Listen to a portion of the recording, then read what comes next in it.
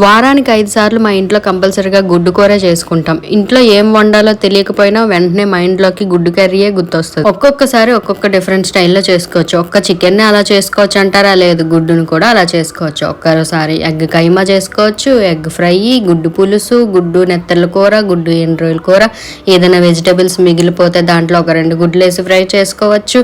ఇలా లీఫీ వెజిటేబుల్స్లో కూడా గుడ్డు ఫ్రై చేసుకోవచ్చు. ఇంకా మన ఆంధ్ర స్టైల్లో పచ్చి రొయ్యలు గుడ్లు కూర ఎంతమంది వండుకున్నారు, టేస్ట్ అయితే సూపర్ గా ఉంటుంది. ఇంకా ఈ రోజు మా ఇంట్లో ఈ ఎగ్ ఫ్రై ఏ సందర్భంగా చేశానంటే, మార్నింగ్ లేచినప్పటి నుంచి ఆఫ్టర్నూన్ 2 గంటల వరకు అయితే మాకు కరెంట్ రాలేదు. మార్నింగ్ రావాల్సిన వాటర్ రాలేదు, ఆఫ్టర్నూన్ రావాల్సిన వాటర్ రాలేదు. ఇంకా వెంటనే అన్నం ఉన్న కొన్ని నీళ్ళతో ఎసరు పెట్టేసి గుడ్డు ఫ్రై అయితే చేస్తాను మధ్యాహ్నం లంచ్ లోకి. ఆదివారం మనం నాన్ వెజ్ తెచ్చుకోకపోయినా గుడ్డు ఉంటే నాన్ వెజ్ తిన్న ఫీలింగ్ వస్తుంది కదా, నాకే వస్తుందా అందరికీ అన్నట్టుగా ఇన్స్టాగ్రామ్ పేజ్ లో గివ్ అవే కండక్ట్ చేస్తున్నాను. ఒకవేళ ఈ వీడియో చూస్తున్న వాళ్ళు ముందు వీడియో చూడకపోతే చూసి మీరు కూడా పార్టిసిపేట్ చేయండి. ఇన్స్టాగ్రామ్ పేజ్ లో ముందు వీడియో గివ్ అవే రూల్స్ అన్ని ఆ ఇన్స్టాగ్రామ్ వీడియో యొక్క కామెంట్ సెక్షన్ లో అయితే పిన్ చేశాను. లాస్ట్ కి ఇన్స్టాగ్రామ్ హ్యాండిల్ కూడా నేను ఇక్కడ యాడ్ చేస్తాను.